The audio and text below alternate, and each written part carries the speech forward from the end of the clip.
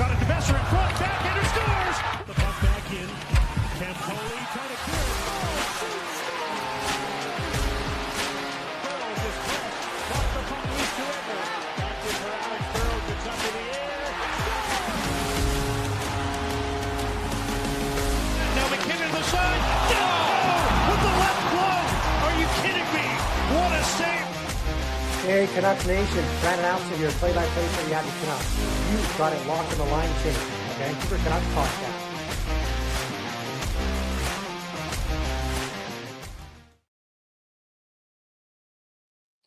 What's up, Canuck fans? Canucks Nation, welcome to the post-game show. Of course, our Vancouver Canucks ended up losing to the Tampa Bay Lightning by a final score of 6-2. Unfortunate result, but it was a great night, as it was, of course, the 40th anniversary of Canucks for Kids. Fund a great cause, and obviously there was a lot of donations throughout the night. I do not have an exact number for the donations. I do have a number from, I believe it was an hour ago, but like I said, a great cause for this charity. But let's dive into some of the game. I do want to start off by saying I want to apologize. I did not pay too much attention to the game itself. I've actually had quite the day mentally. So I just wanted to throw that out there for right now. But let's dive into the game. Of course, as I mentioned, the Lightning win by a score of 6-2. Let's go ahead and check out the goals. Let me just remove this and bring this up. And yes, we're actually going to be sharing the screen. It is not an image, so I will actually be able to scroll. So let's go ahead and check this out, starting with the first period. Jake Guentzel scores his 30th of the season, assisted by Dasus, I think that's how you pronounce his name, and Ryan McDonough at 17 minutes and 37 seconds of the first period.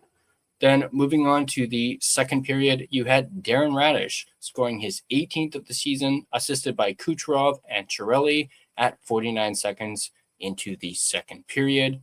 And then you had Yanni Gourde scoring his 9th of the season, assisted by Darren Radish and Holmberg at 4:16 of the second period. That made it 3-0 Tampa Bay. And then you had Nikita Kucherov scoring his 38th of the season, assisted by Chernak and Chiarelli at 5:31 of the second period. That, of course, made it 4-0 Tampa Bay. So things were not looking good for the Canucks, but luckily for us, Liam Ogren would score his 7th of the season, assisted by Brock Besser and Marco Rossi. So once again, both Besser and Rossi continue their point streaks, and they continue to be hot. This goal was at, of course, 12 minutes and 6 seconds of the second period. We move on to the third period, and you had Linus Karlsson scoring his 13th of the season, assisted by Marco Rossi. So Rossi with another multi-point game. Once again, I believe he's up to 3 games now in a row that he's had a multi-point game. This was, of course, at 7 minutes and 4 seconds of the third period. That made it 4-2.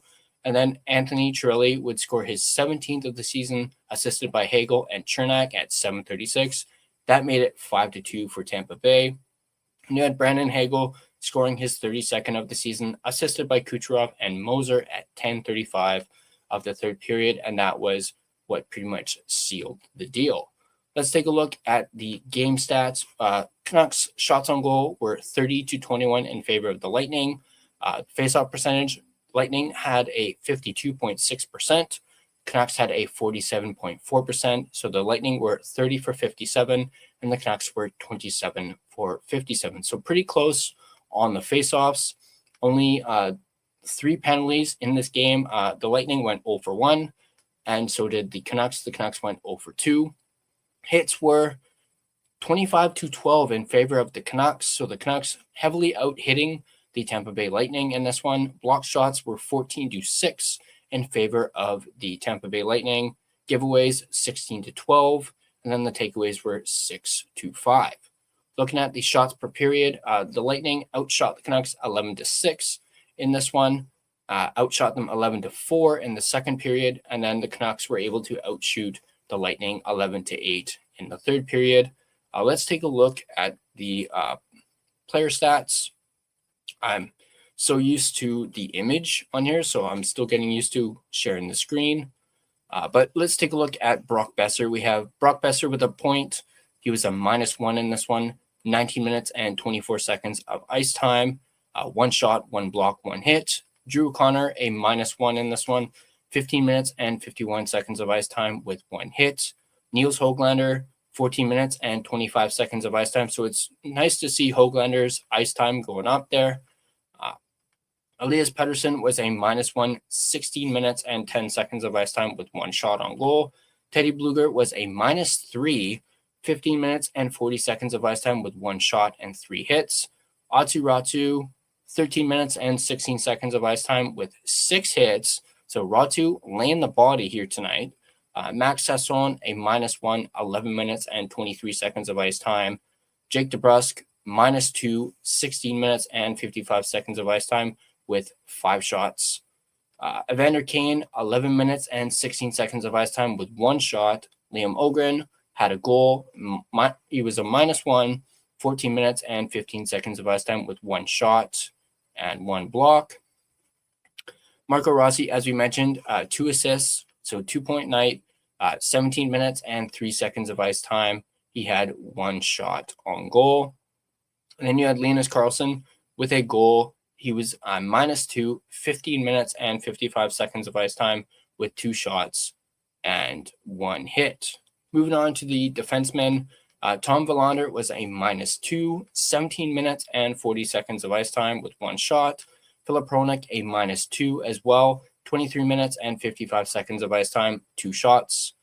Z Bouillon, a -1, 21 minutes and 15 seconds of ice time, 1 shot, 1 block, 2 hits. You're probably going to see a lot of minuses for the defensemen, and that's probably has a lot to do with the fact that Tampa Bay had 6 goals in this one. DPD was a -2, 18 minutes and 58 seconds of ice time with 2 shots and 3 hits. Marcus Pettersson, a -1, 17 minutes and 58 seconds, 2 blocks, 1 hit. Victor Mancini, 16 minutes and 41 seconds of ice time, 2 shots, 1 block, and 2 hits. Kevin Lankinen, 24 saves on 30 shots.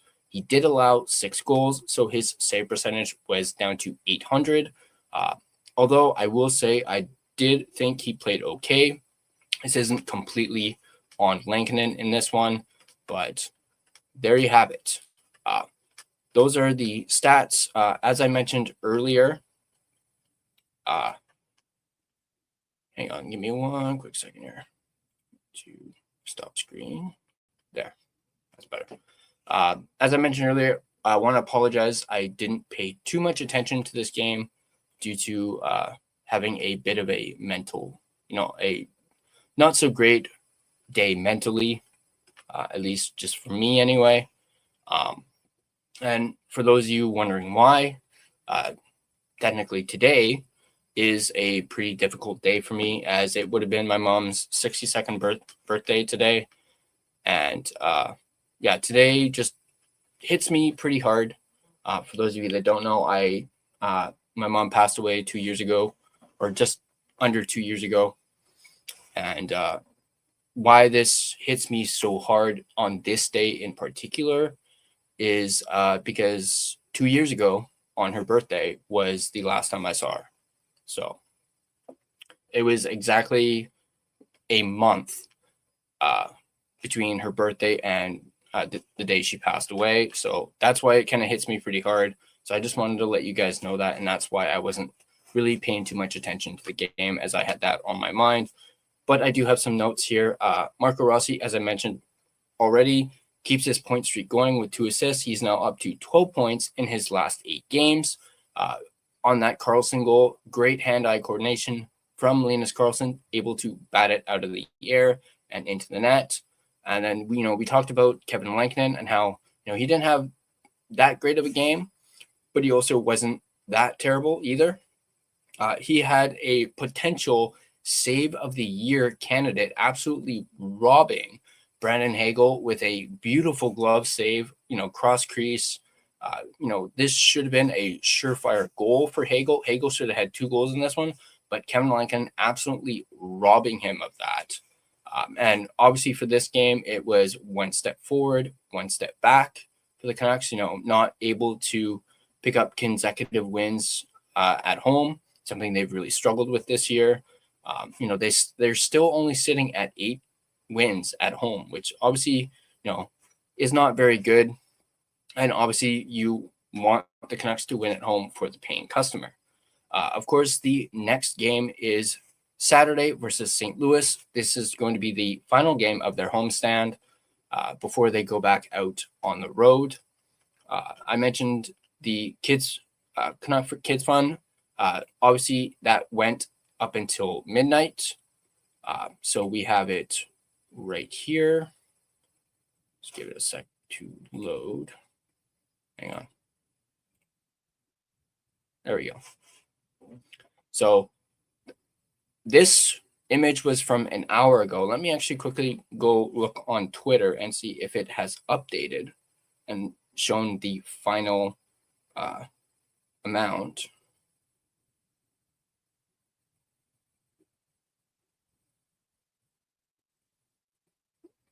No, it looks like they haven't updated the final amount yet, but this is how much they had managed to raise for tonight, 328,983.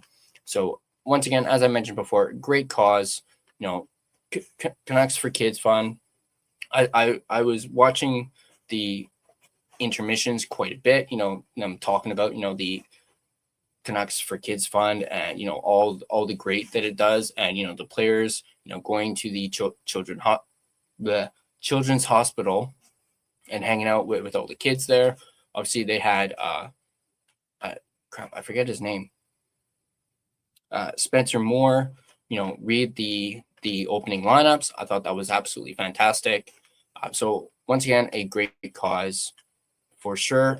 Let's take a look at some other notes as well. We've got, obviously we found out today that the draft lottery is set. So everybody mark your calendars. May 5th, 2026. Circle that date on your calendar. That is when the draft lottery will be happening. We'll probably be doing a live stream for the draft lottery here on the Line Change. Really all depends on my schedule. But hey, if I have to take the day off so I can do that live stream, I'm going to do it. So wanted to mention that. Also a shout out and thank you to Ryan Ventura for appearing on the podcast the other day. Received a lot of love for that appearance. I had an absolute blast having him on and us talking for 2.5 hours. And it was just great. It was just great talking to him. I feel like I made a brand new friend in Ryan Ventura, as of course him and I have been chatting back and forth for most of the day. I absolutely love his passion and his energy. And of course, I'm very much looking forward to having those beers with him eventually. So yeah, just taking a look at the chat, seeing who's all here. I know Duo was here earlier. Says we'll try to make it, but it's a late show. Props for doing one. Still want to be there. Rain was in here earlier at it says 8:50. Sally won't be making it either. Early work day tomorrow morning. Yeah, I have to get up actually super early myself. So we are going to be keeping it to an hour and 30 minutes, as I do have to get up early, as I finally have my my imaging from my wrist. So I'm finally going to get that done and see, what's going on with my wrist and see, how bad the tendonitis is. I see Simon's in here. Good to see you, Simon. Justin Credible's in here. Absolutely loved your appearance on Headspace Hockey. I caught a lot of it. It was absolutely great. And like I said in that stream, I was torn between those two. I literally could not decide. I actually ended up voting in that poll. Both have really good cases. So I see Urban's in here. Good to see you, buddy. Oh, what's going on here? There we go.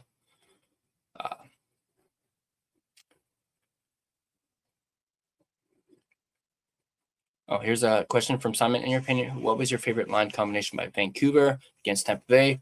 I mean, it's got to be the bro line. I think, and until we have a line that kind of usurps the bro line, I think it's for every game, it's going to be the bro line.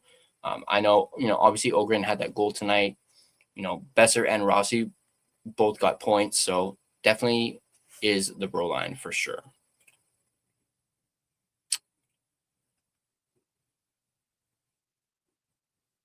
Prepare Tuesday, in your opinion, when they face it, Vancouver face. I'm not sure what you're trying to ask there, Simon. If you want to rephrase that question, I will gladly answer that for you. Irvin, thoughts and love to you, brother. Yeah, thank you. I appreciate that, brother.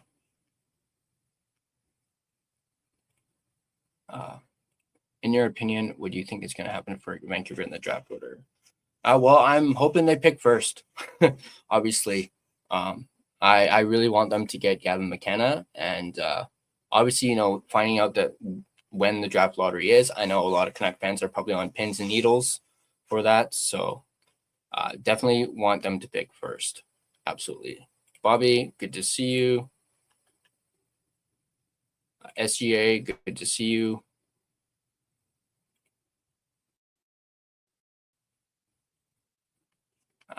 A little bit of lag, I'm noticing.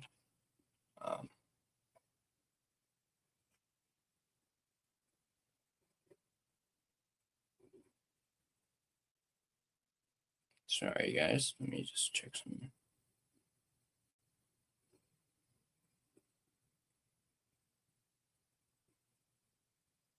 I'm not sure if G's gonna hop in, so let me send him a message real quick.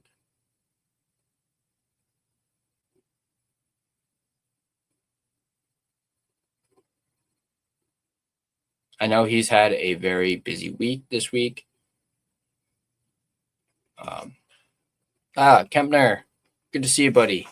Yeah, so late. I mean, well, I don't want to impede on, Gerald and Irvin with their 10 p.m. And then I also don't want to impede on Clay. So that's why it's kind of like a triple header. You got Headspace Hockey at 10 o'clock, Canuck Clay at 11, and then you got me as your, end of the night or early morning as well. But Saturday, we'll be back to our regular timing for sure, with it being a 4 o'clock start. So probably thinking 8:30-ish is probably when we'll have our post game on Saturday. So a lot earlier than this one. Yeah, and I believe this is this may be the first time we've had like back-to-back after darks. So when are we going to club? Anytime, brother. Anytime. You just let me know, and I'm all for it, and I'll be there. I mean, we do have a little thing called the draft coming up soon, so definitely open for anything there, Cam. By the way, I'm glad you were able to get out to another game. I have to apologize for Vancouver for the crappy weather that you had to endure that night. I managed to catch your short in the pouring rain. So I apologize on behalf of, the weather gods and Vancouver for that poor weather that you had to endure going to that game. SGA, like your channel. Thank you very much, SGA. Appreciate that.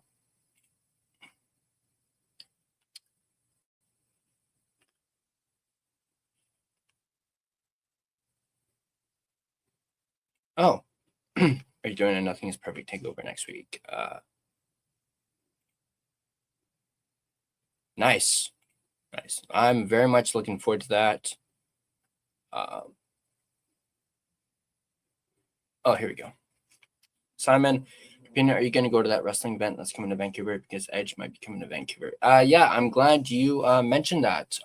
Because, yeah, I mentioned before, I was on the fence because I'm not a big AEW guy. But hearing that Adam Copeland, or Cope, as he's called now, is going to be there, is going to be wrestling. I'm still going to have to talk about it with my wife, but I'm definitely more so leaning to going, just because this is probably going to be the last chance I get to see him wrestle, because from my understanding, he's going to be retiring, I think, in the summer or after like All In, I believe. So getting the chance to see him one last time is would be fantastic. I know my wife is a big Edge head, or I guess it's Cope head now, although that doesn't sound all that right. She's a big Edge fan, so I'm pretty sure she would be interested herself as well. Both Canuck games I went to this year, our Canucks scored 5 goals in both games. I need to get season tickets. Absolutely. Kind of very reminiscent of that game you went to, what was it, last year against the Ducks, where they scored 6 goals? Yeah, so you seem to be a good luck charm, Trev. So definitely try and come out here more often for to go to very good games. Is Gerald joining you? I'm not sure. I did message him, waiting to hear back. So, I mean, he did have Headspace earlier, and he did mention on Headspace that he's had a pretty busy week. So we will see. In your opinion, what do you think your predictions are for the next couple of games? Well, I'm hoping we beat St. Louis because, St. Louis has not been that great so far this year. So hopefully we can get a win against St. Louis and kind of end this homestand on a winning note before we go out on the road. As far as other games, I forget who we're playing after St. Louis. I'd have to look at it again. Let me quickly look. So we got the Ducks on Tuesday, the Kings on Thursday, the Flames on Saturday, and then on Monday it's the Golden Knights. Oh, wait. No, I stand corrected. Their homestand is not over yet. This is not the final game of the homestand. Homestand officially ends on Thursday, so I apologize for that. I misspoke. But, yeah, I'd like to think we'll beat the Blues, probably lose to the Ducks because the Ducks are actually really, really good. I kind of want us to beat the Kings just because it's the Kings, and then definitely want us to beat the Flames for sure.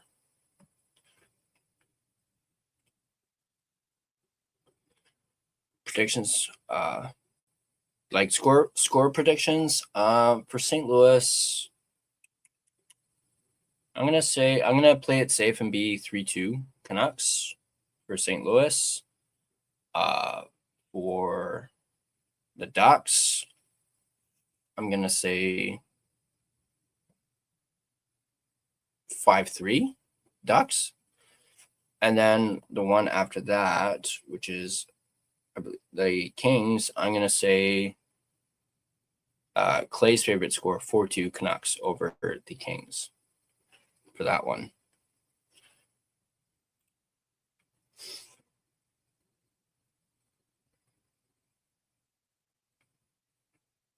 Isildur, good to see you, by the way. Isildur, bet the over for the rest of the season. My prediction is that we lose a lot of the next 15 games. Like, we end up going 10-12. Yeah, I could very well see that for sure.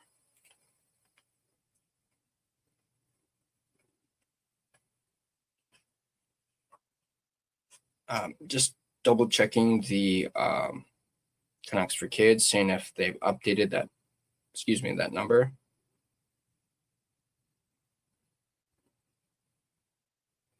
Let me quickly look.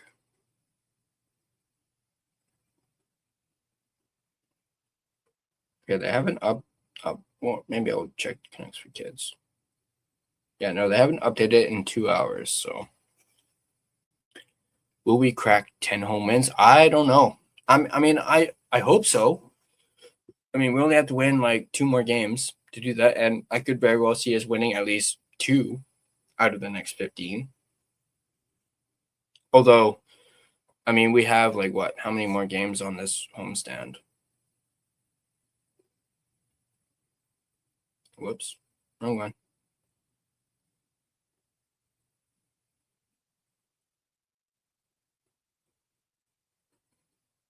on this one. So 3 more games on this homestand. I figure we could win at least maybe 2 of those, hopefully. But I believe we have a lot of home games to end this season. So what's your thoughts on who to draft if we only get 3rd overall? That is very difficult because I know Veerhoff is really good. Chase Reed is kind of, on the up. He's kind of like creeping up on Veerhoff. But I'm not too sure if I would want them to draft a defenseman. If I'm being completely honest, if they end up dropping down to 3rd overall, I'm going to go ahead and say Caleb Malhotra. If they drop down to 3rd and both McKenna and Stenberg are taken, I'm leaning towards Malhotra. Will the Canucks have a 20-goal scorer? Well, I hope so. I mean, Petey is 5 goals away from that. I think he's at 15. How many does DeBrusque have? I think we have a lot of players who are just under 20 goals. Let's see. Crap. There. This might help. There we go. No, that's not what I want. Here, I'm going to look it up on the computer.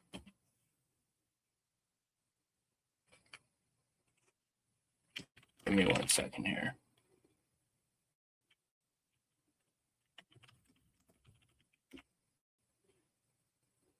You know what?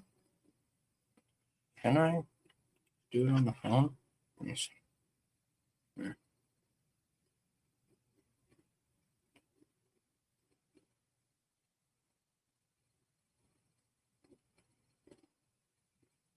No. Here. Okay, so all right. Rossi's at 9 goals.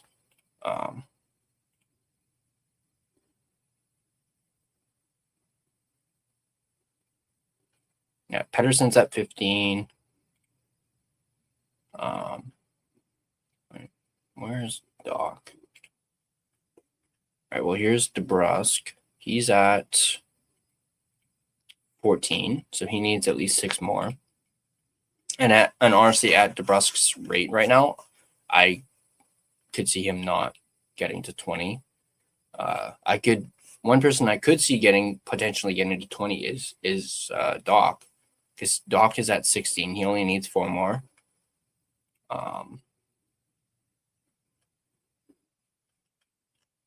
Kane, maybe. If he goes on a heater, I could maybe see Kane going in. Let me just quickly see how many. I mean, Kane's at 12. So it would be a bit of a stretch. Besser.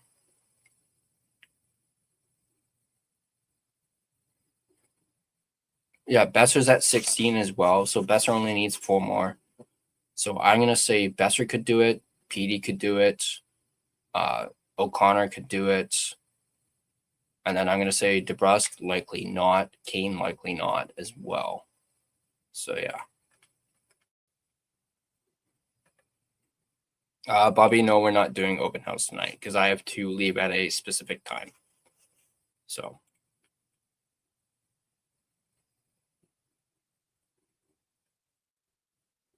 Beer Hub has been projected 3rd all year. Yep. Carolina beat up the Islanders. Oh, no. Don't base your draft off of 1 hot streak. Fair enough. Fair enough.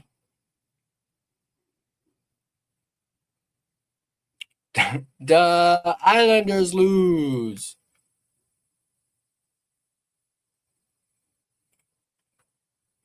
In your opinion, for the remaining home games of Vancouver, is there a specific team that you would want to go to what's left of this season?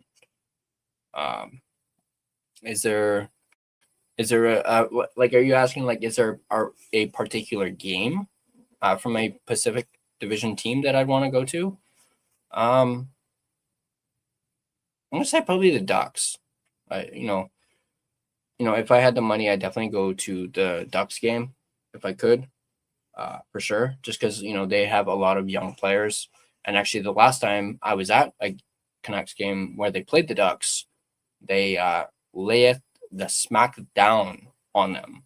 As I mentioned earlier, they had that 6-goal game where they like set that record. Same game that I met Rev Trev from Kempner Canucks. So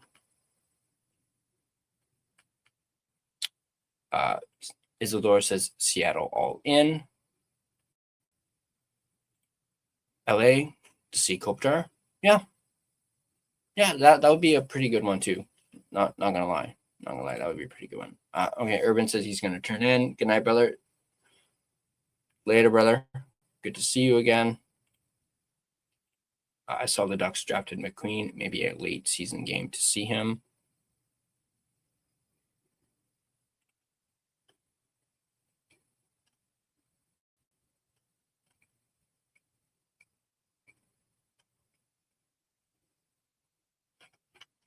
I'm seeing if there's any more. All right. Let's see if we can get.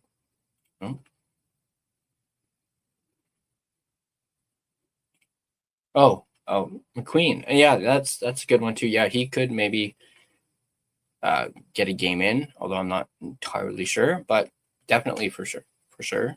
Getting a chance to see McQueen, absolutely.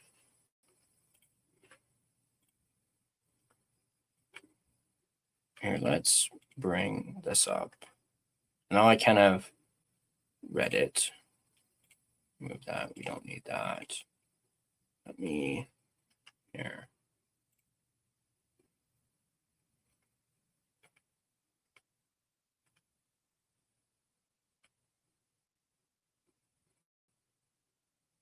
Oh.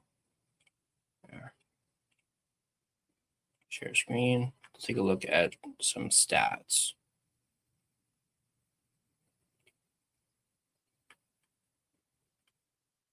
All right. As I said, we were looking at Besser earlier. 16 goals, 20 assists, 36 points on the season. Like I mentioned also earlier, Besser after tonight keeps his point streak going. So you're 2 points against Nashville, assist against Seattle, 3 assists against Florida, and then 1 assist against Tampa. So 4-game point streak for Besser. Let's take a look at Rossi again. Where is it?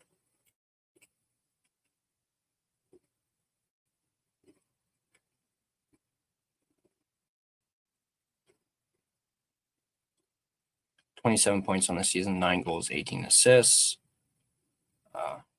Rossi, as you can see here, 3 points against Nashville, a point against Seattle, 3 points again against Florida, and then 2 points tonight. So as I mentioned, that is now 2 games in a row where he's had multi-point nights.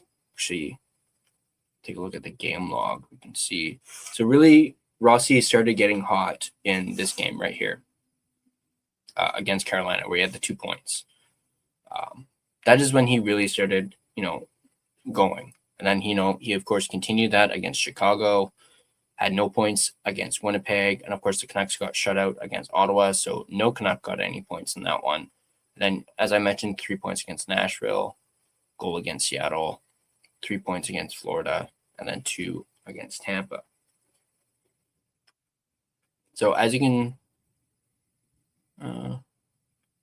and again, his ice time's going up since that Carolina game. Yes, he had 16 minutes and 14 seconds in that game against Carolina, 16:23, so a little bit of a jump.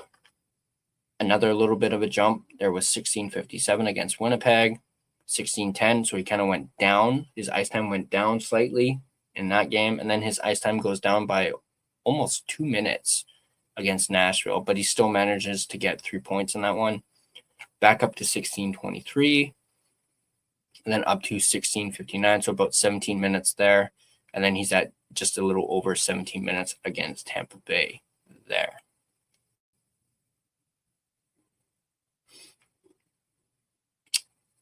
if the NHL stopped tomorrow and they started the playoffs, what is some of the teams that you would be interested in seeing for the first round of the NHL playoffs for both conferences? I'm gonna have to think about that. Actually, you know what? Let's take a look at the standings. Why not? Let's bring that up.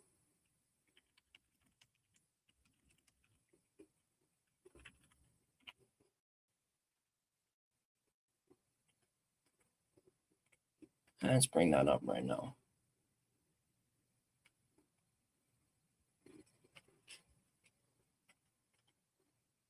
All right, so we got. Wait here. Let me check something.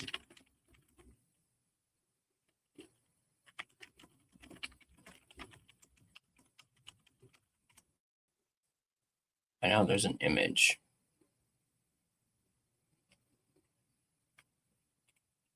Here, where was this from? Oh no, that's from way back. Watch for no.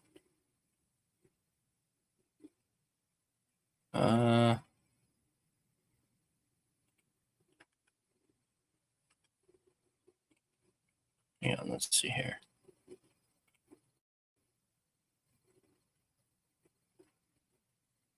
Is this it? Okay, here we go. This is it. So we'll share this one.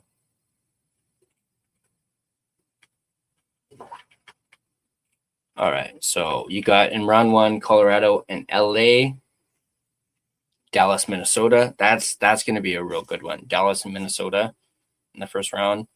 Right now you got Anaheim, Utah. Then you have the Oilers and Golden Knights. Then on the East, you have Buffalo, Boston, Tampa Bay and Montreal, Carolina and Detroit, then Pittsburgh and Columbus. So, I think I'm going to have to go with Dallas, Minnesota as the one that I'd be most interested in. But yeah, to answer your question, Simon, I think I'm going to say definitely Minnesota, Dallas. And of course, I'd be rooting for Dallas. I'm not going to be rooting for Minnesota for obvious reasons. But I do think that is going to be one heck of a series. Same thing with Kings and Colorado, although I think Colorado is going to stomp LA in that one. And then for the East,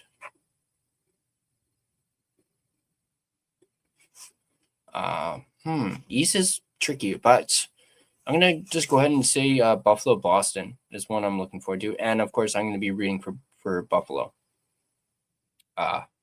So I'm going to go with Buffalo in the East, at least for one of the brackets. Another one, I'm going to say Columbus. I think Columbus, Pittsburgh is going to be a good one too. I am I'll admit, I'm kind of rooting for Columbus just because of, Garland. I want him to do well and go far in the playoffs. And that's not a knock on Pittsburgh at all. So definitely that one. Carolina, Detroit. Carolina,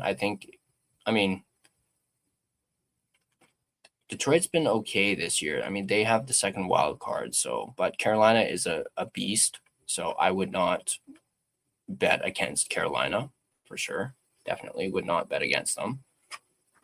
So G will be joining us hopefully in a few minutes. So that is awesome. We'll have Gerald joining us. Yeah.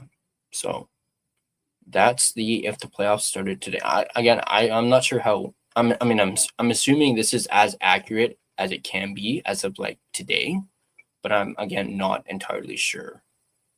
But I just Googled it, so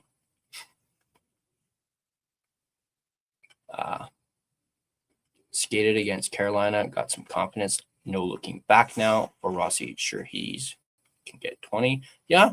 It would be a bit of a stretch for Rossi to hit 20, especially with, 14 games left in the season.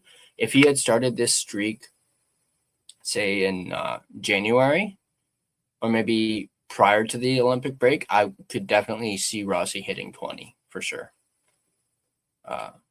Bench DeBrusque and double shift Rossi. Boston's at Terrier. Buffalo are Buffaloes. It's going to be fun. I see Carolina red.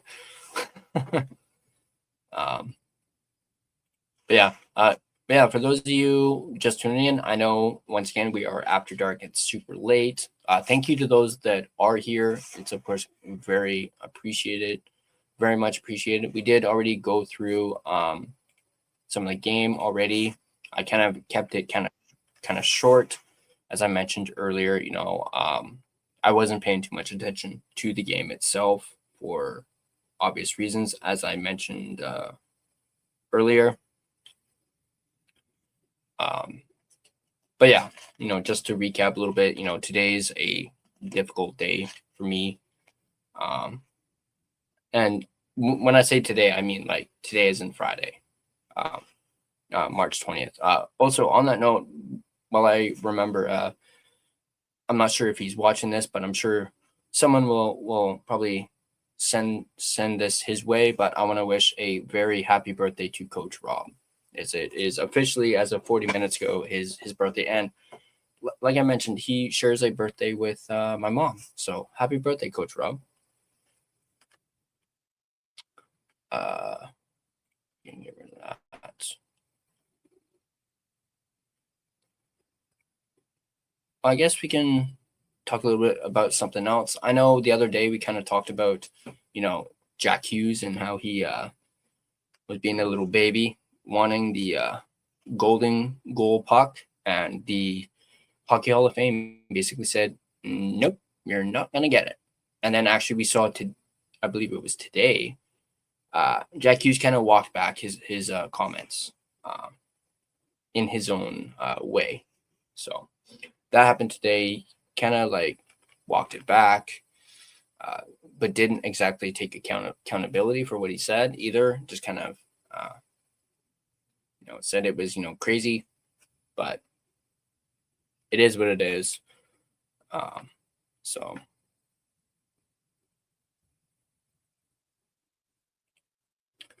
sadly can't see much for Canada CBC. For the like watching the games. And no hockey in May unless Valor's the gym. Yeah. Well, yeah, I guess playoff hockey, at least on weekends or Saturdays, it's I guess CBC for the playoffs.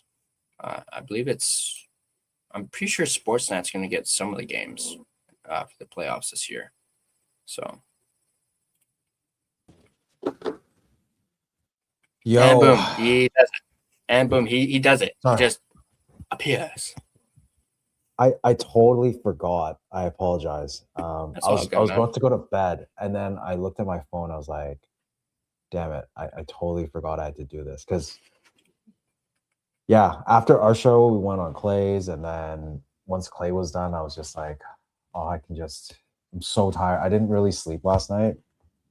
Wasn't really thinking. So, thank you for whoever is still here. You got a new subscriber. That's awesome. 1604. Yeah, 1604. Yeah, I have to update that manually every time. So, but yeah, it's no big what's new? How are you? I haven't seen you in a few days. Excuse me. And I'm sorry I missed the last one. That's all good, man. That's all good. I was able to hold down the fort. As I kind of mentioned earlier, I already mentioned to everybody that I didn't pay too much attention to the game.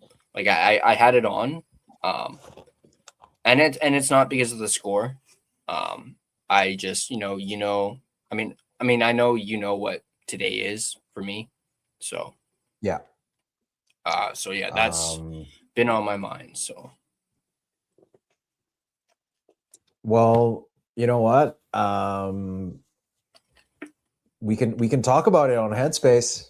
It's part of hockey. It's part of life. It's part of everyone's mental health. I think it's very healthy to talk about things like that, because a lot of people don't realize the effects that it excuse me, that it might have. But whatever you're comfortable about talking, whatever you want to talk about, we're here for you. Mhm. Because not a lot of, especially men in general, I think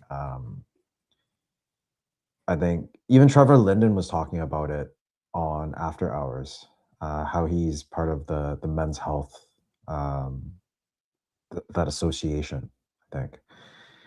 And Kevin BX is part of it. And it's just, men don't know how to express themselves. And I don't know, when they're playing hockey, they don't really think about it.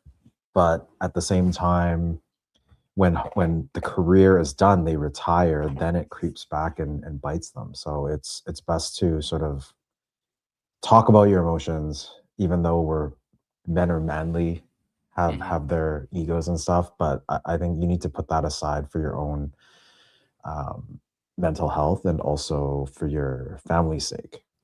Mhm. Yeah, for sure. But yeah, And I'll be completely honest. I'm a very emotional person too. It doesn't take a whole lot for me to get emotional, especially with my mom. So yeah. I mean, I can't say I understand what you're going through, but I know when I lost my grandpa, I was pretty devastated too. So it's, mhm. I mean, I still kind of am, but it's sometimes everyone says it takes time, but I think, like me personally, I have a therapist that I talk to, so it's healthy to talk about stuff like that, just to get yourself Mhm. through it. Yeah. Yeah. And Anyways, back to hockey. that's what's so great about this community as well. Yeah, I mean, without Clay, I don't think any of us would have been friends, or none of us would Mhm. have met. Like you, Irvin, Justin, fangirl. I'm not gonna say her actual name because apparently she doesn't want people to know. Yeah. Shannon, Coach Rob. Funny that Coach Rob doesn't know me though. He was on Clay's stream and he's like, yeah, Irvin's show and that other guy. I was like, okay, that's great. Like, really? And also Carol. We haven't seen Carol in a while, but yeah, Yeah. it's great to. Oh, also Taylor. Who else is over there? Like Rosie. So I Rosie, yeah. mean, anyone that needs to talk, we're here. Headspace Hockey is, aside from we say therapy for hockey. It's also just therapy in general, like whatever Mhm. we can help provide. Almost forgot Harry. Harry's in the house. He Yeah. just came and he's part of the community also. So Yeah. yeah, I love this community, and we can't forget Mhm. like some of the other people like Russell, Mhm. Wit. But yeah. Yeah. So Yeah. you Sorry to went be a through bit of you a went through. downer with No, that, it's all but good. yeah, we I had some notes for the game, but I just wanted to make sure I had that out there so people knew and understood why this post game I wasn't as didn't have as much to say about the game itself, but I do have some things that I mentioned earlier. Rossi keeping his point streak going, another Yeah. 2-point game for him. I said earlier he's up to 12 points in his last 8 games, so he's really been on fire as of late. Him and Besser. I actually did a video on those two and their chemistry earlier today. If you guys want to check that out, it's here on the channel. Was it the bro video? It was the I saw one that crap. just I said forget. bro. It just said bro. Oh no, Not that that wasn't one? it. Okay. No. I called it Killer Combo was the thumbnail title. Okay.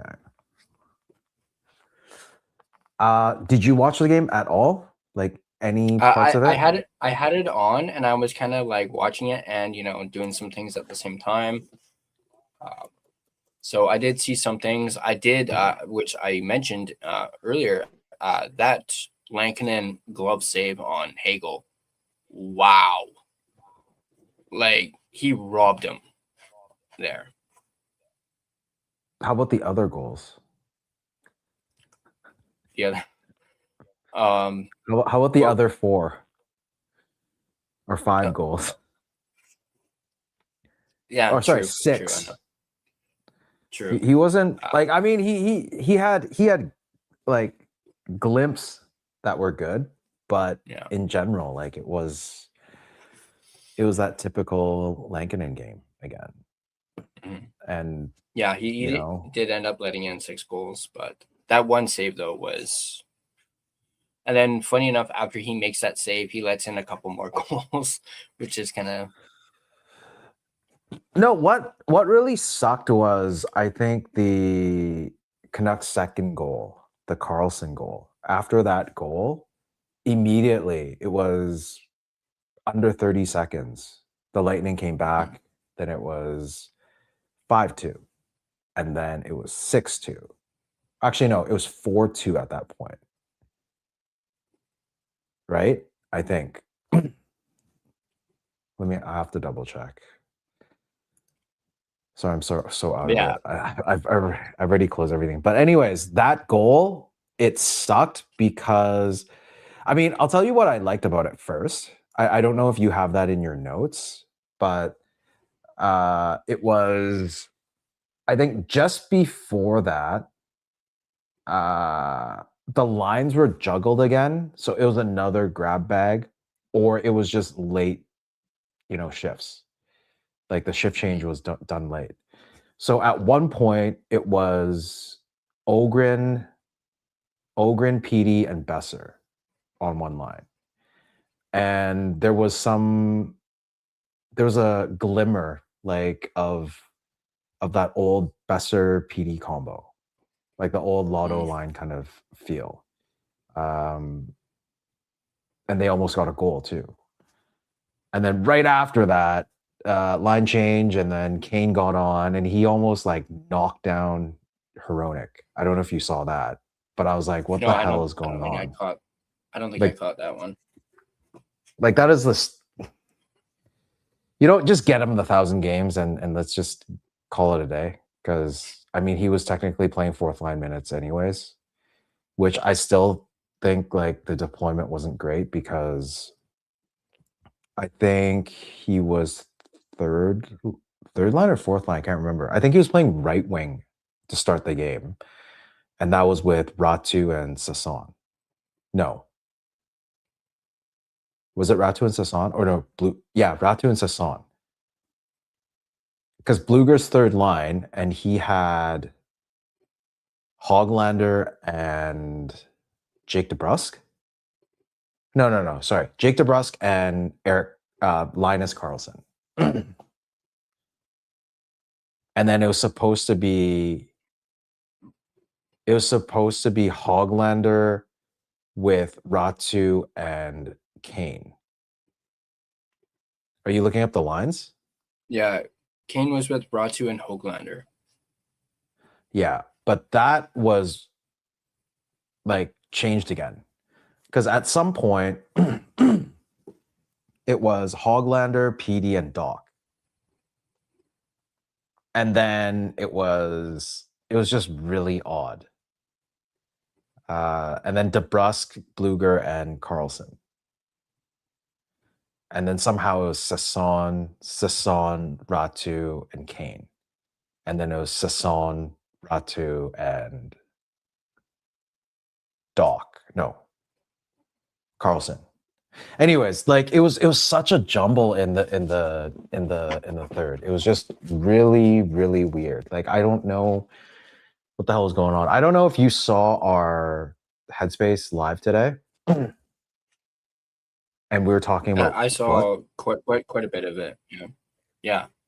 And Foot. It's just I understand you're a rookie coach, and you know what? I'm not for firing him. I let Irvin pick because I got to pick last week, so I had to sort of defend the side of firing Foot.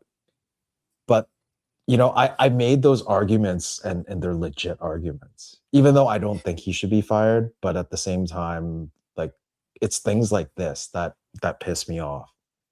The just constant line swapping and throwing shit in the blender, and but even in the blender, they don't put out that Swedish touch line. Come on, man. Like, any sort of Swedish touch would work. Like, it could be Ogren, PD, and like Carlson. Could be Hoglander, PD, Carlson. Could be like anything, right?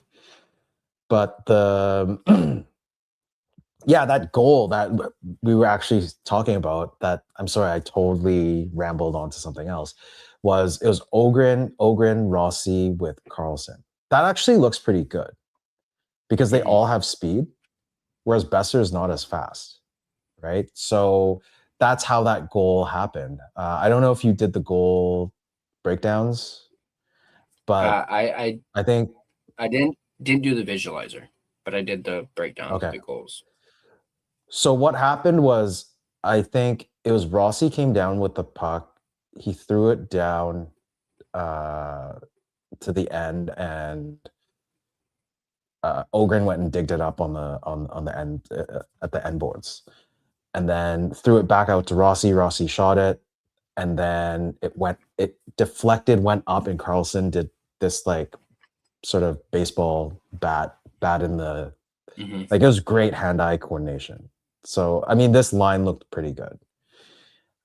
It could be something that could be considered in the future, and with PD and Besser having that sort of old chemistry, I mean, they've tried it in games when Tocchet was still around and it never worked. So maybe with a different system, it might work. And I could definitely see the 92, 93, 94, we can call it the 90s line. Because you got Ogren, Rossi, and Carlson. And then you would have maybe Hoglander, PD, and Besser. I could see something like that going. And I was going to go with Roke. Doc is the name. Roke. Roke? R-O-K, Roke. Or you can go Crow with a K, like K-R-O, Crow, the Crow line. Okay. Whatever, but that definitely deserves a look, I would say. Carlson played very well. I mean, from what I saw in the third, because I watched the second and I was like, yeah, this is like, by the time it was 1-0, 2-0, 3-0, 4-0, by the time it was 4-0, I was like, yeah, I'm done. Like, I don't really want to watch this. And but by the third, I started watching a little bit more. So, but yeah, those three together could create something. Like, it could be it. I don't know how do you see Rossi as a center? Do you see him as like a 2C or a 3C? Well, I think I see him as a 2C for now. I mean, with the way he's been playing lately, and depending on what they decide to do with PD, obviously if they end up trading PD, that inserts Rossi as he basically becomes your 1C, unless you get like a bona fide 1C in a PD trade, which I'm not sure if they will be able to because of his contract. But I definitely for now see him as a definite bona fide 2C for sure. At this point right now, like especially last game, I would say I don't think they're trading PD. I don't think there's. I mean, even though Carolina was sniffing around, I think LA was at a point. The time's passed. Like, if it was supposed to be done, it would have been done at trade deadline. Like, Kings needed a center, especially when Fiala went down in the Olympics. And with Carolina, I still don't understand why they want him. Yeah. But the thing is, what would come back with the PD trade? Are they going to run it again and do like Kotkaniemi, and they can't do Nashis. Nashis is gone. So it'd be a what? Kotkaniemi and like a pick Stankoven? and that's it. Maybe Stankoven. Yeah, I don't think Carolina would give up Stankoven. Yeah, I don't blame them either. I wouldn't give him up either. Like, they just got him from Dallas. Mm-hmm. So I don't think they're gonna trade him away right away. So but I mean the high points of this game is that Hogs was back in the lineup. Ratu is still playing in the lineup, which is good. Yeah, I mean, it's with exception of Kane, which he wasn't doing much. I mean, he got a goal, or was it 2 goals? I think it was 1 goal last game, or was the game before? I can't even remember. It's just everything seems like a blur right now. A goal. Yeah, I think it was a goal. No, he got a goal in the lost against Seattle. Mm-hmm. No, wait, was it Seattle? Yeah, because it was Seattle, Florida, and then Tampa, right? So it was Seattle. Actually, no, because I was at the Seattle game. So, anyways, it's just, yeah, I'm still kind of pissed, but it is what it is. Like, Kane is still around. So he should have been traded, should have gotten an asset. I don't really give like, even for a 6th round, 7th round, I like that would have been fine. It would have been perfectly fine.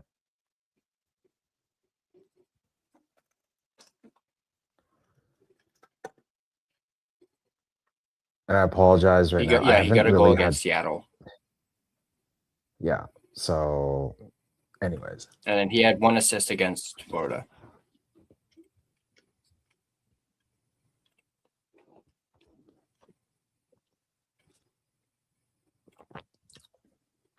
Yeah, it's good that they finally play him on the 4th line. Get your 1,000 game, Mm-hmm. and I mean, you're still in the lineup. You're playing 4th line minutes, and you're not impeding on Höglander. Yeah, because I mean, the only issue right now is that Curtis Douglas is sitting out, can't be sent down to Abbey. Mm-hmm. They don't have anyone here that they can send to Abbey, I think, because I think Sasson already passed I think it was like 39 games or 31 games, and he can't go back. Mm-hmm. And he's so at this point right now, it's like, yeah. So it is what it is. We'll have to just wait until the end of the season and see what happens at the draft. And by the way, if you guys don't know, the draft lottery is on May 5th. Mm-hmm. If you guys didn't hear, and hopefully the Canucks get some sort of luck. But if they end up dropping to 3rd, I would strongly want them to trade down, because anything 3 to like 10 is pretty much like a mixed bag. And if you have teams in 3 to 6, whatever it is, that are looking, teams are looking for defensemen and not forwards, then if I were the Canucks, I would trade down and get Malhotra and get an extra maybe 2nd round or 3rd round, whatever it is. It could be I think it could potentially be a 2nd round, and then you package your and then you also trade down your Minnesota pick to the bottom of the 1st, or for a 2nd and and a prospect of some sort. Then you can draft the Ruck brothers, the Ruck twins. Mm-hmm. Then ideally you would get Malhotra, Ruck twins, and extra picks. But obviously right now everyone's tanking for McKenna, and I think if they don't get McKenna or even Sandberg, it would be a bitch. Yeah. But St. Louis is sniffing right now, right? and St. Louis has Otto, his brother. So that would be ideal. Like if St. Louis somehow got the second round pick or the second pick and got Stenberg, then the brothers reunite, kind of like what's happening in Minnesota right now. Right? So yeah, I don't know. Like, do you have any? Sorry, I've been rambling again.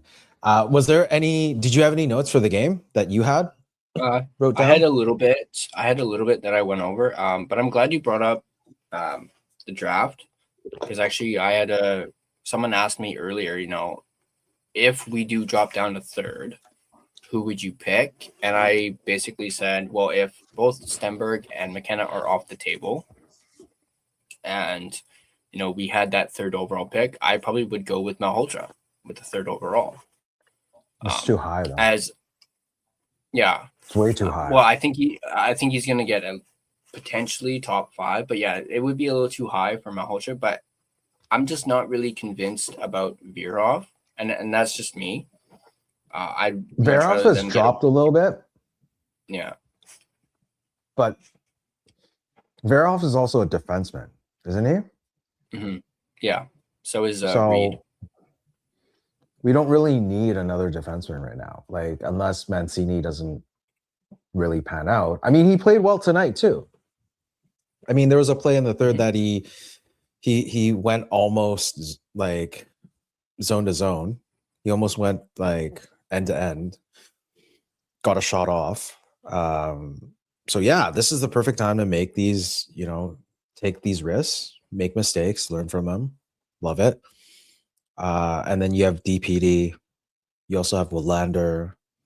Willander is, fitting in perfectly right now for this team tank. And you still have Marcus Pettersson for another 5 years. Hronik for, I think, another 5 or 6. And then Buem. So yeah, like D-wise, I think, yeah, you would need, because you also have, was it Minio down there? Oh, yeah. And so, I mean, yeah, unless it's DuPont, then yeah. I wouldn't draft Verhoff. And yeah, Stevie is right too. We have Kudratsov, who definitely deserves a look near the end of the season. So yeah, it's as long as they can get some sort of forward depth, I think that would be great. Someone that I'm interested in seeing is like Berard. I don't know if he'll ever get a look. I think he's really close to being a AHL lifer. And it's a shame because that like the AHL All-Star game, that move was sick. It was so sick. And it's a shame because I don't know if he can come up to the big league, big club and play. So it would definitely be Malhotra is someone that I would target. But if you're able to gain an extra pick of some sort and use that as leverage to somehow get the Ruck twins, then that would make the most sense. But obviously, we're all hoping for the first or at least the second. Like, say if let's talk hypothetical right now.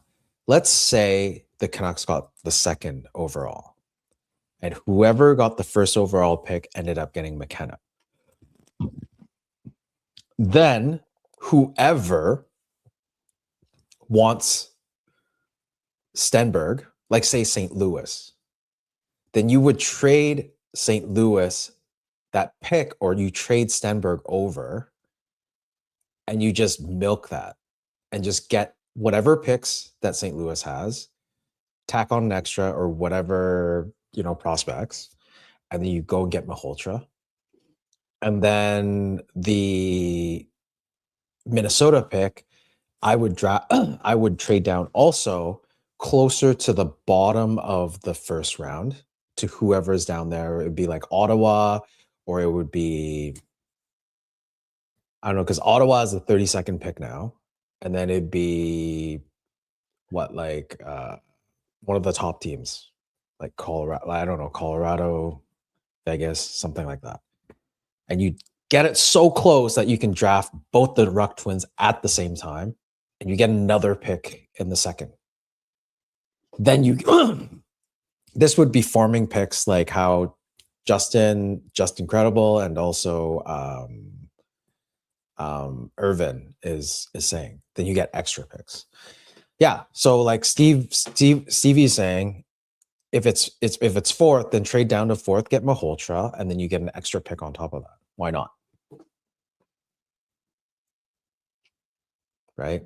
Because you're not going to draft them third. And if you know the team that you're trading to is definitely not going to draft Malhotra, and they want to move up to get whoever. So this is definitely not the fifth or fourth pick. It'd probably be someone down in fifth, sixth, seventh.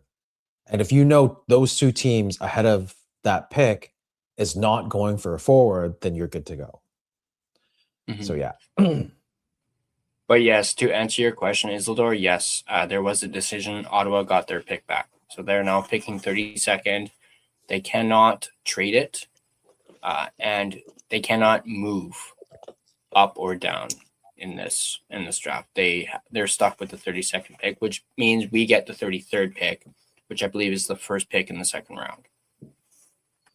Yeah, but here's the thing. They can't trade up or down. But if they have some sort of agreement with like Canucks, and they'll say, okay, we're going to draft this person and we'll trade this person immediately. They can do that. They just can't trade the pick. They can trade the player who they pick. I'm pretty sure that's what's going on. They just can't trade the pick up or down. They can draft the player and immediately trade the player. So if, let's say somehow, we have the 33rd, then you pick the Ruck Twins 32nd and 33rd. Why not? Just draft them higher. Mm-hmm. Right? Isildur is asking about the lottery. They can't win the lottery. That was part of the agreement there, is that they cannot win the lottery because obviously, with the lottery, if they do get picked, they obviously will do a redraw. And apparently if there's a redraw, that hurts our chances even more if there's a redraw. Because the best they can do is whoever's 31st can move up 10 spots to 21st. That would be fine. Mm-hmm. Because the second draw would pretty much the percentage, the possibility of getting the first overall is higher for the Canucks if it's something like that. Ooh, that's a good point. Yeah, Steve. That scares me. That scares me. Yeah. See, the best scenario is get McKenna and the Ruck Twins together. Part of me thinks Calgary might take a look at Malhotra. I don't know why. I just got this feeling in my gut that Calgary's gonna snag him. No, the Flames need defensemen for sure. But if they're like Jim Benning, I can't even remember the GM's name anymore. I just remember he played for the Flames. But anyways, that GM, is it Craig Conroy? Yeah, Conroy, right? Yeah, Craig Conroy, yeah. If he needs defensemen now because they only have Perek that just joined the team, that just moved up to the big club. You traded away Weegar. You traded away Anderson. You need some sort of D that moves up. So if Verhoff is there and Calgary is picking third or fourth, they will get Verhoff because Verhoff has played with Parekh, and I'm pretty sure they will draft him over Malhotra. So with that said, then if you know that's the scenario, then the Canucks can definitely move down. But yes,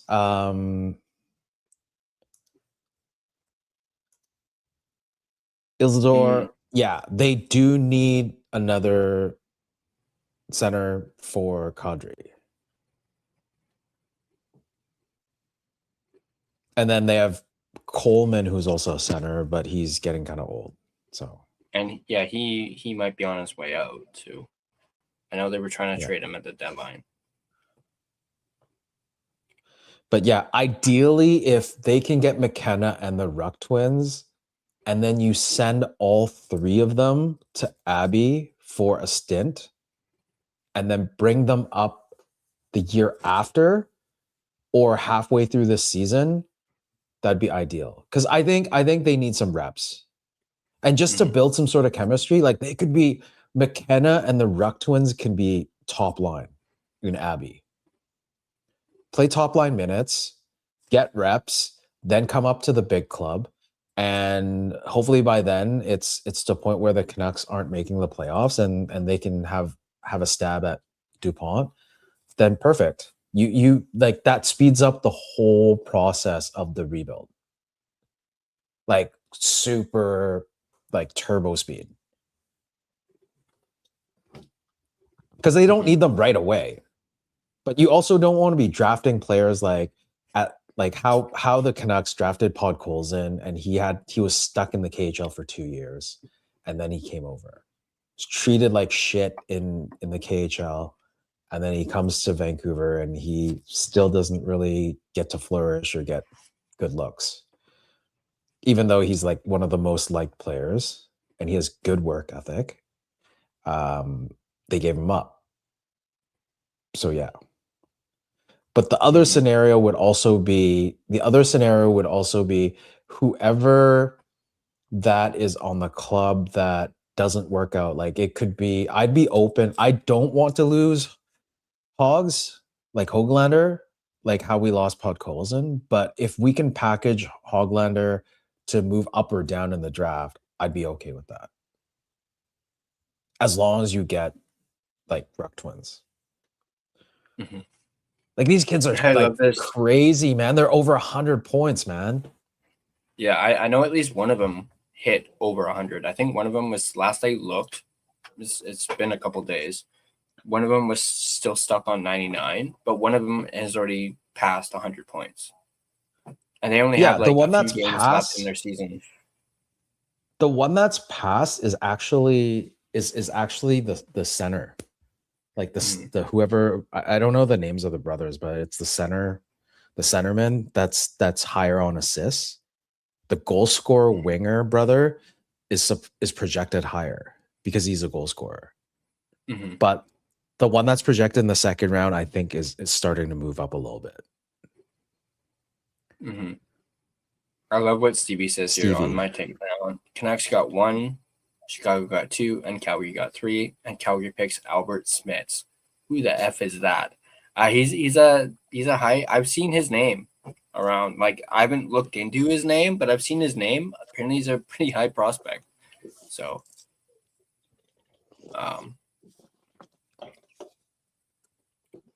Stevie also mentions. By the way, good to see you, Stevie. He says Coots and the Ruck twins would be good too. Yeah, I could see that happening. I can definitely see that happening. Although, well, Coots might have to move to the wing then, because one of the Ruck twins is a center, and so is Coots. They could easily do that. Have Coots on the left side. So this is odd because Tynan Lawrence is actually, this is the NHL. This is the NA here. I'll share this. Give me a second.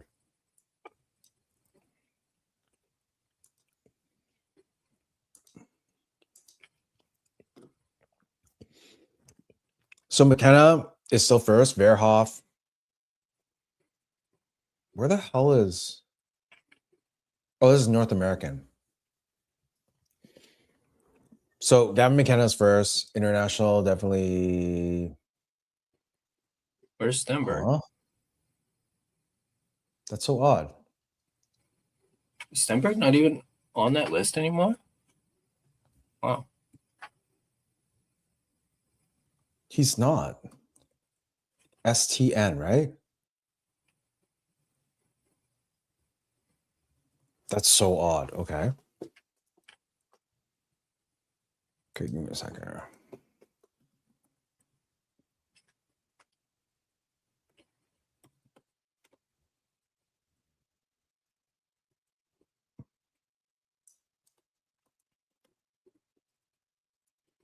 Anyway, while you're looking at that, I'm just going to answer this for Isildur. Both are Cougars. Yeah, they both play for Medicine Hat Tigers, we should say, not Cougars.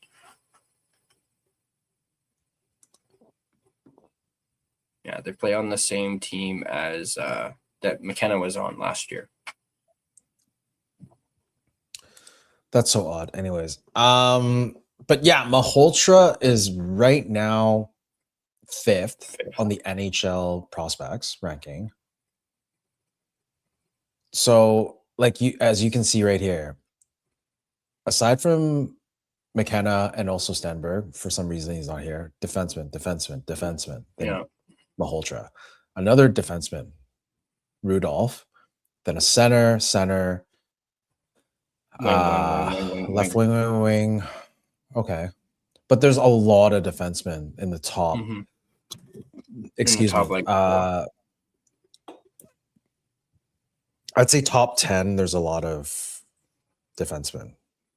So if you can somehow move down, let's say if you got third and you move down to fifth, and you know all these other teams are actually going for the defenseman, then that makes sense, right?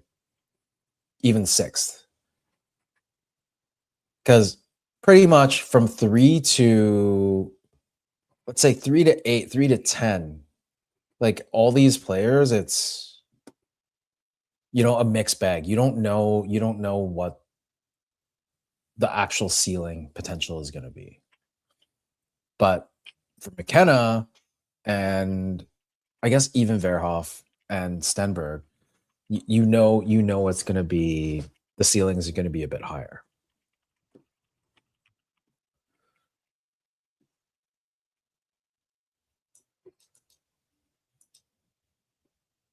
Yeah, there's the person that we're talking about. There's Stenberg. Yeah.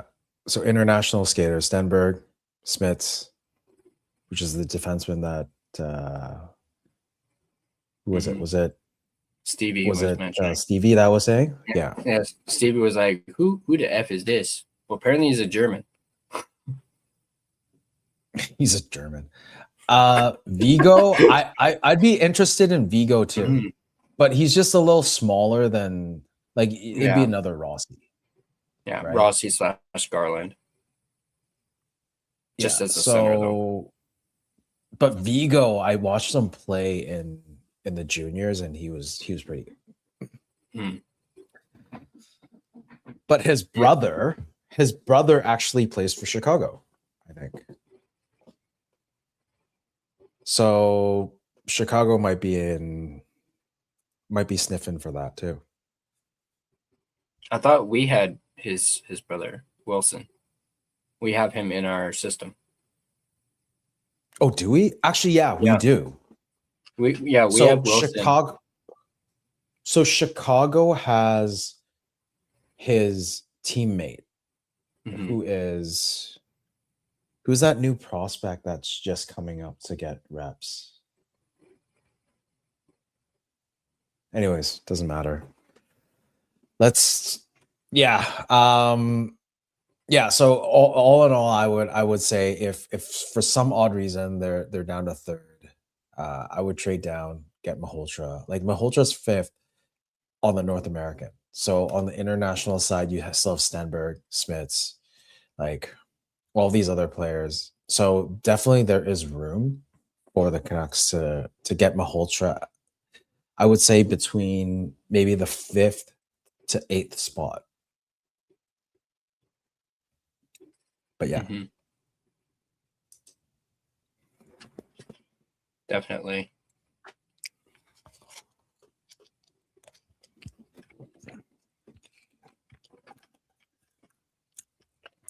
All right, why don't I do Cool. my sponsor, as I wanted to keep this short, as I have to get up in about less than 7 hours.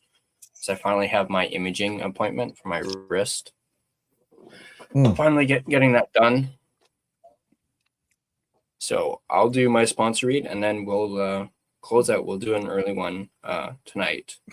As I'll admit that that one with Ryan Ventura the other night took a lot out of me. That was like 2.5 hours. I was surprised, man. It was over awesome 2.5 hours. That was crazy. Mm-hmm. And that was a guest, having like an actual like guest on. I was like, yeah, I don't know if you saw it during the stream. I even said to him, I was like, you just let me know when you're done, when you have to go. And he's like, oh no, we're good. So yeah, but no, I had I know I mentioned it earlier before you came on, but I absolutely loved that one. Probably one of my favorite interviews I've done yet, and I've done some pretty good ones, but this one definitely was one of my favorites for sure. Him and I have been chatting for most of actually I should say throughout the day. Him and I were shooting messages back and forth. So yeah, he's a great guy. Absolutely loved his passion, his energy, the fact that we like a lot of things. So I jokingly said earlier, I think I found myself another new friend with Ryan Ventura. So no, I love how passionate he was when he was talking about Pacific Coliseum and how it was just I love that. Mm-hmm. And then his little Canucks promo that I clipped into a short with the shades on. I thought that was great. But I did bring up, well, we'll see, because I'm not sure how many more games Abby has left in the season. I know it's not much, but I brought up how to about him. You do your read, and I'll go look that up. All right. Well, I basically brought up to him, maybe trying to go out to Abby to catch a game before the end of the season, and then maybe hooking up with Brandon Astle while we're out there. Nice. So I mentioned that to him. But dude, go up to the booth. Go up to the booth and see Astle. But yeah, I'm not sure if you saw. Brandon actually popped into the stream last night, like at the very end too, and Ryan kind of lost his mind a little bit. He was like, "Whoa!" But I'll do a sponsor read, and let me look at bring up the lines for today. So just so you know, here. Oh, do you got it? Only no, I don't have. Only 5 games. I don't have the. Today. Okay, so Abby has. Today's the 19th, right? No, 18th. So 20th. there's. Let's see, home games. 2. So 4 more games. 2. No. There's at least April. In March. Yeah, at least in March. So 2 in April. Sorry, 2 in March, home games. And that's 3, 4. 4 more home games. They finish it off on the road. So the last home game is April 4th. Okay. And now that's a pretty that's a tight window. Yeah, not much time. So DraftKings betting odds for tomorrow. We have 1, 2, 3, 4, 5 games on the slate. You can see all the odds here. I am. Yeah, there's not a lot that I. It's not a lot of value. Like all these. Yeah, maybe the Caps. Because they're still sort of fighting for a playoff spot. So is Jersey. So this one probably. Yeah, I don't know. It might be a tie, but I would probably go take the over on the 5.5. And then let's see how much that is. Let's see, $10. $10 gets you 17. I think that's a safe bet. If not, let's see here.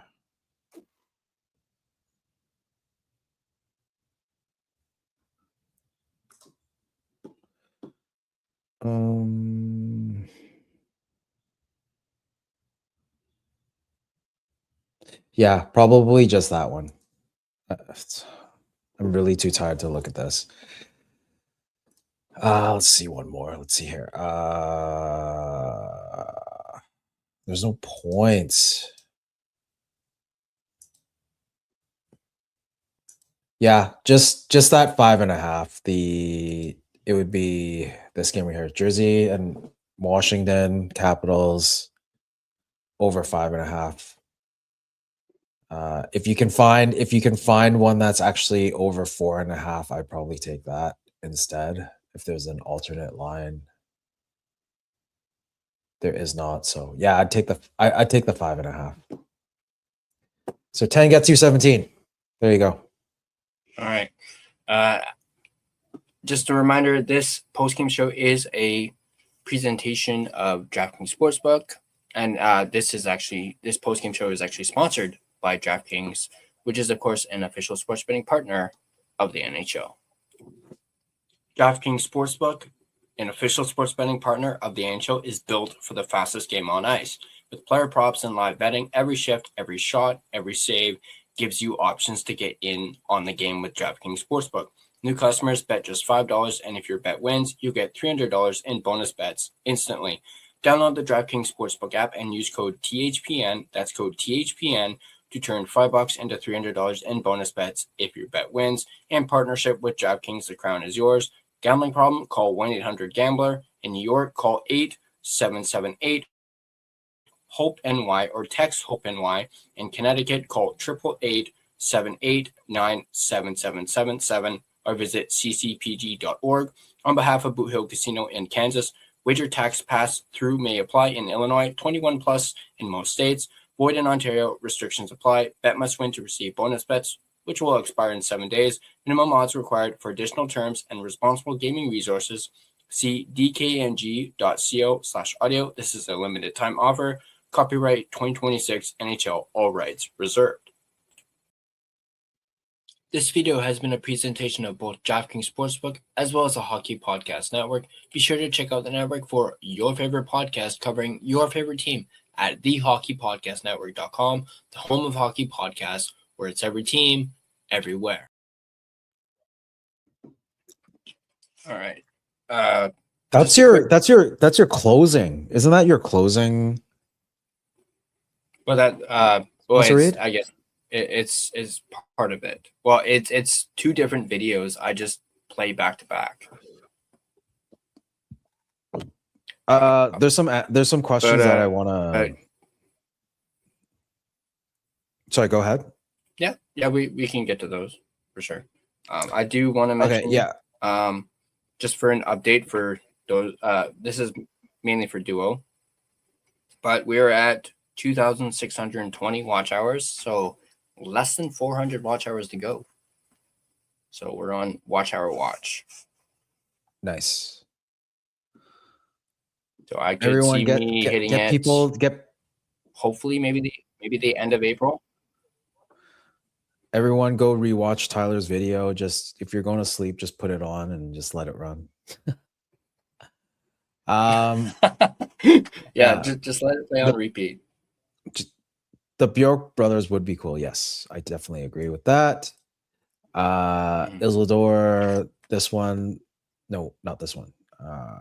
Yes, this one. Light, but yeah, tearing it up. Did they play with McKenna? Yes. They played on a line together. He played on a line together with them when he had the year in Medicine Hat, the Tigers, which, funny enough, Trevor Linden also played. 129-point season. That 129-point season for McKenna. Yeah. And then McKenna went down the college route. So I mean, it's definitely a different animal. I think Linden wanted him to stay in Medicine Hat, but McKenna's playing with men down in pretty much down in the NCAA. So it's definitely a better development route, I would say. But it would be nice to get them, if you can get the Twins and McKenna at the draft, and then throw them in Abby, get them some reps, build that chemistry again, let them play top line minutes, and then get Maholtra to help develop them. And yeah, you'll have them mid-season, maybe end of the season. And hopefully the Canucks get to draft high again and get DuPont, and we're all set. So that's the hope I'm trying to sell you right now. Yeah. McKenna doing well in Penn State, my wife's alma mater. Sam went to Penn State. Did you say Sam went to Penn State?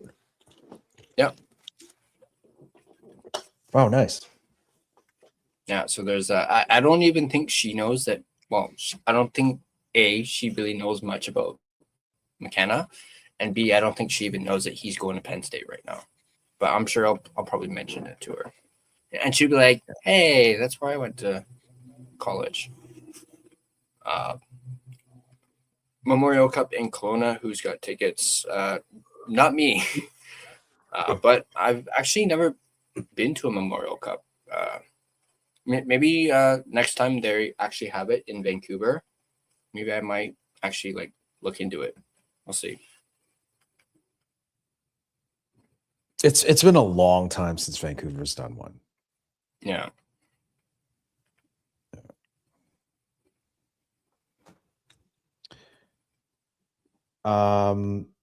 Just an update. So the next game is in not a couple of days. It'd be tomorrow because it's already Friday right now. I'm not going to be able to do the post game because I'm actually going to the game, and it's Saturday night. I'm not going to rush home and do it because I'm going to be going to the game with a friend and probably just going to hang out afterwards. And so, yeah, I won't be at the post game. And then I was talking to Irvin. We didn't get a chance to say it on Headspace, but we might be moving the show to Friday next week instead of Thursday because I will be going to that game on Thursday against the LA Kings. And the reason why I might not be able to rush it is because I didn't even say it on my channel, but I'll tell you guys, I won a contest. So Clay and Irvin know this. So I won a contest, and it's the Canucks game day experience or some sort of experience. I can't remember what it was. So what that entails is I actually go to the arena at 10 in the morning. And by the time I'm done, it's going to be like the game's probably going to end at 9:30. And Tyler probably knows, I stay in the arena for a bit afterwards. And plus I'm probably going to try to get some content inside the arena. So it's probably going to be 10 to 10. So it's going to be a good 12 hours over at Rogers. So I'll get to see, hopefully, the Canucks morning skate, the Kings morning skate, and then I'm going to be lacing it up and playing a game with the alum at Rogers Arena.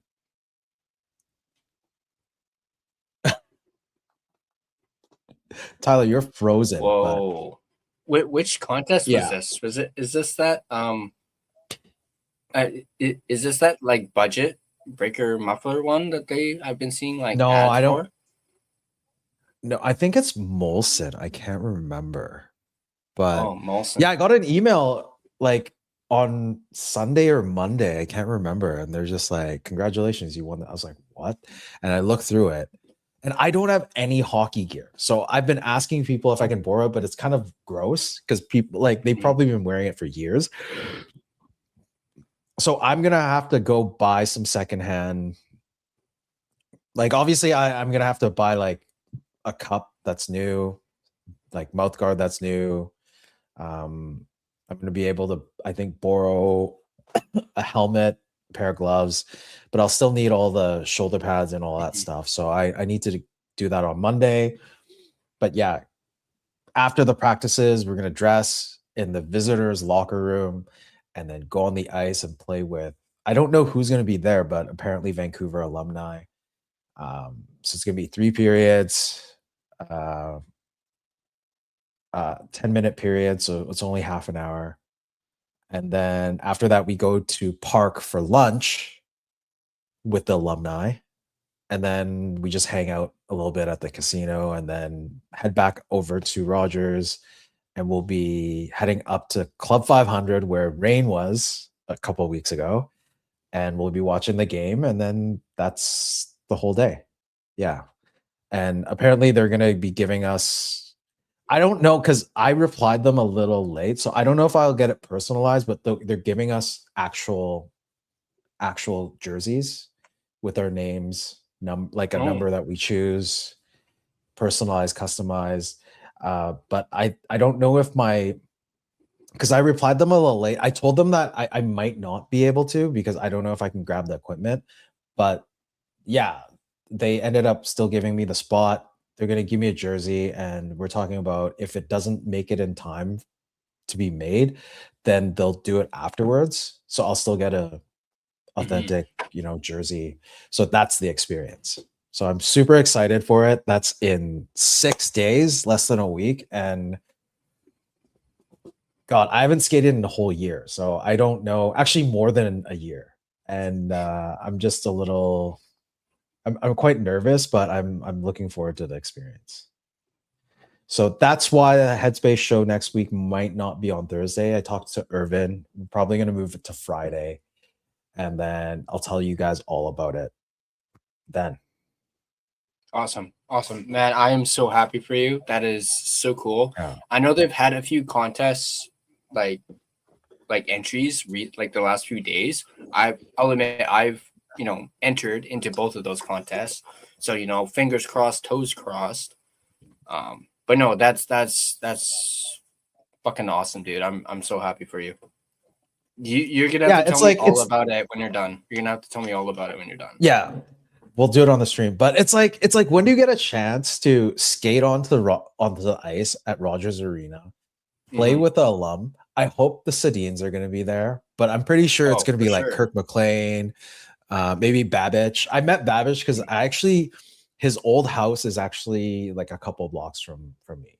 I went to high school, elementary with his neighbors, so that's why I knew him. And the last time I saw him at the season ticket member meet and greet, where I met Quinn Hughes a couple of days before he was traded, got him to sign the jersey and everything. I talked to Dave Babbage before I left, and he's just like, "Oh yeah." Like, I'm not gonna tell you what street, but yeah, he's ever since moved away from North Van and somewhere else. So hopefully I get to see him again.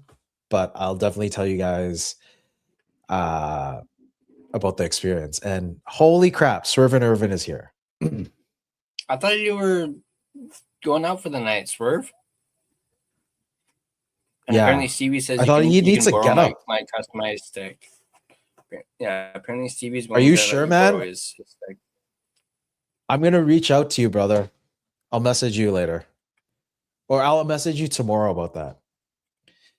Yeah, because it's just, I was looking at equipment. It's so expensive and there's no rentals in Vancouver.